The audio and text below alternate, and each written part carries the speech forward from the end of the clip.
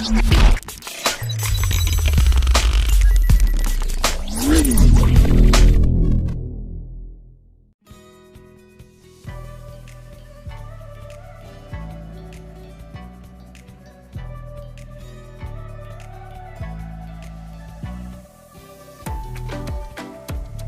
itu fertilitas? Fertilitas adalah peristiwa keluar atau terpisahnya bayi dari kandungan ibunya dan menunjukkan tanda kehidupan seperti jantung berdetak dan menangis. Total fertility rate atau biasa disebut dengan TFR adalah jumlah rata anak yang dilahirkan oleh seorang wanita subur. Menurut BPS, fungsi dari TFR dalam menentukan tingkat keberhasilan pembangunan, menentukan keberhasilan KB, dan juga meningkatkan program pelayanan kesehatan ibu dan anak. Menurut Survei Demografi dan Kesehatan Indonesia, TFR di Indonesia adalah 2,34. Bila di bawah 2,1 akan terjadi penurunan penduduk karena seorang wanita hanya melahirkan 2 orang anak yang akan menggantikan kedua orang tuanya saja. Nah, kali ini kita akan bahas tentang teori fertilitas. Fertilitas menurut Pollard adalah suatu istilah yang digunakan dalam bidang demografi untuk menggambarkan jumlah anak yang benar-benar dilahirkan hidup.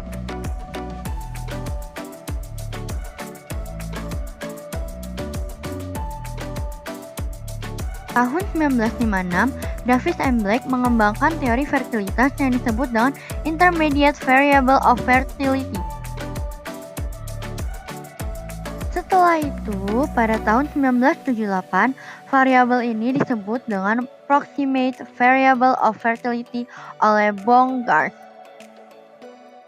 Menurut Davis and Blake, ada 2 variabel penting dalam fertilitas, yaitu variabel sosial ekonomi dan variabel antara. Selain itu, menurut Davis and Blake, terdapat 3 tahapan penting dalam proses kelahiran, yaitu hubungan kelamin, pembuahan, dan tahapan kehamilan, di mana tahapan tersebut dipengaruhi oleh kondisi sosial, ekonomi, dan budaya seorang perempuan. Menurut teori Friedman, pada tahun 1975, yang mempengaruhi fertilitas secara tidak langsung itu lebih ke arah aspek kehidupan.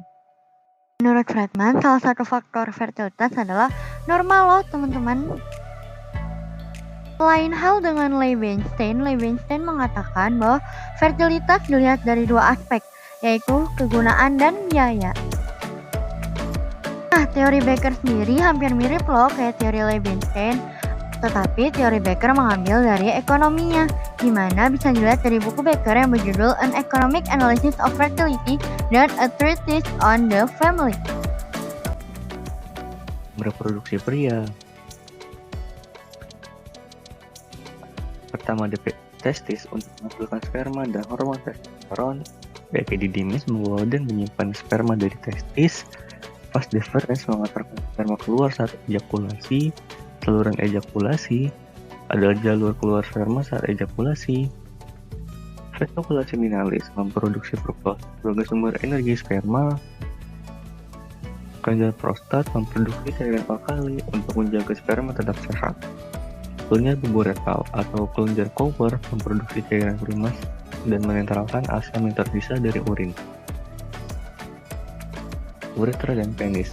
Uretra adalah saluran terakhir dalam perjalanan air mani, dan penis adalah alat kelamin eksternal pria untuk penetrasi ke vagina. Proses reproduksi pria. Spermatogenesis dimulai pada usia 10 tahun. Setelah dibentuk di testis, sperma melalui proses pematangan di epididymis. Setelah itu dipindahkan ke vesicula seminalis melalui vas deferens dan ductus ejaculasi. Di vesicula seminalis, semua diberikan fruktosa sebagai sumber energi. Sperma masuk ke kelenjar prostat lalu diberikan cairan alkali untuk menjaga ketahanan sperma. Kelenjar Cowper menginjeksikan cairan alkali untuk menjaga pH uretra yang asam dari sisa urin. Sekresi cairan pada sistem reproduksi pria bisa basah karena untuk menetralkan pH asam pada vagina agar sperma yang masuk pada vagina tidak mati. Bagaimana sistem reproduksi wanita? Sistem reproduksi wanita terdiri dari alat kelamin bagian luar dan alat kelamin bagian dalam. Berikut ini adalah bagian-bagian dari alat kelamin luar wanita. Nah, kalau yang ini, bagian-bagian dari alat kelamin dalam wanita.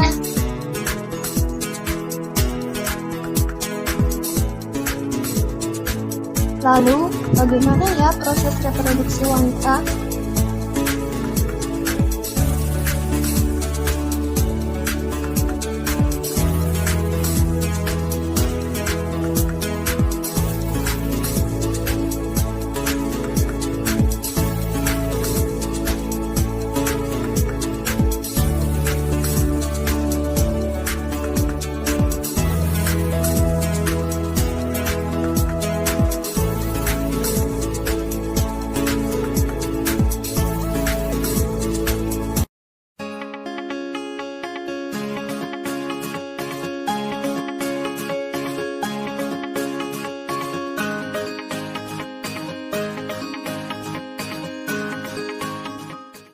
Isu-isu terkait fertilitas.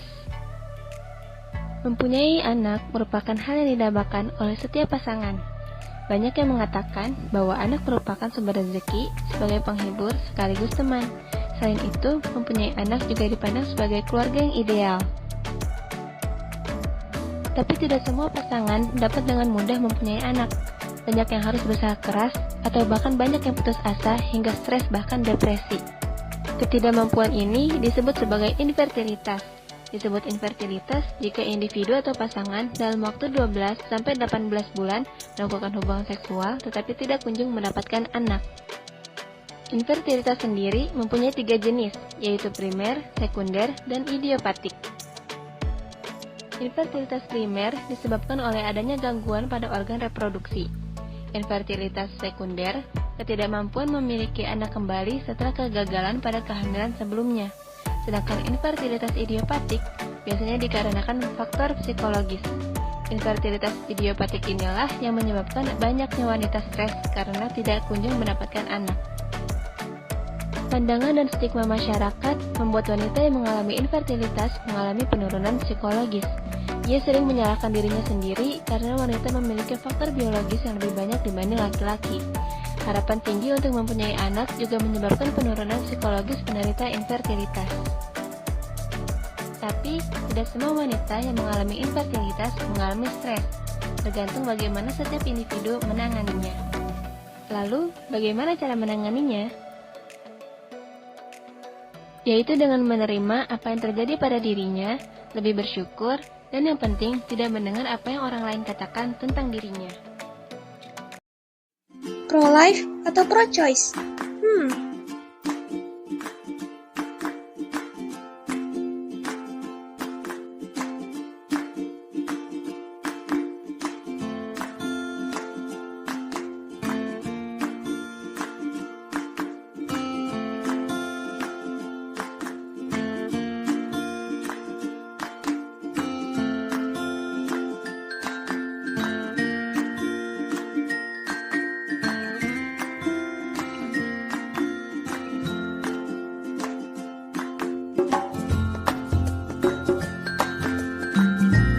Sekian penjelasan kami mengenai theories of fertilities. Sampai jumpa.